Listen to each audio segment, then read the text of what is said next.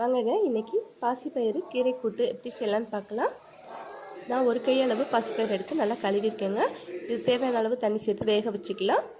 பாசிப்பயிறு வேக வைக்கும் போது இந்த மாதிரி மேலே நுர வரும், அதெல்லாம் எடுத்து கீழே போட்டுடலாம். இது தேவை கிடையாது. இதை எடுத்துட்டோன்னா பருப்பு சீக்கிரம் வெந்து வந்துடும். பாருங்கள், இந்த அளவுக்கு பருப்பு முக்கால் பாகம் வெந்து வரணும். அதுக்கப்புறம் நம்ம கீரை சேர்த்துக்கலாம். நான் இன்றைக்கி ஒரு கட்டளவு முளைக்கீரை எடுத்திருக்கேங்க.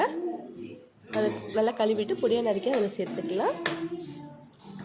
நீங்கள் இந்த மாதிரி அரைக்கீரை பருப்பு கீரையில் கூட இந்த மாதிரி கூட்டு செய்யலாம், ரொம்ப நல்லாயிருக்கும்.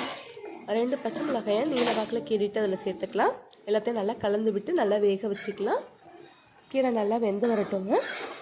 மூடி போடாமல் வேக வைங்க. தேவையான அளவு உப்பு சேர்த்துக்கலாம். இந்த கீரை கூட்டு நம்ம புளிக்குழம்புலாம் வைக்கும்போது இந்த மாதிரி பருப்பு கீரை கூட்டு செய்யும்போது ரொம்ப டேஸ்ட்டாக இருக்கும். கீரை வெந்ததுக்கப்புறம் வேறு ஒரு பாத்திரத்தில் தேவையான அளவு எண்ணெய் சேர்த்துக்கலாம்.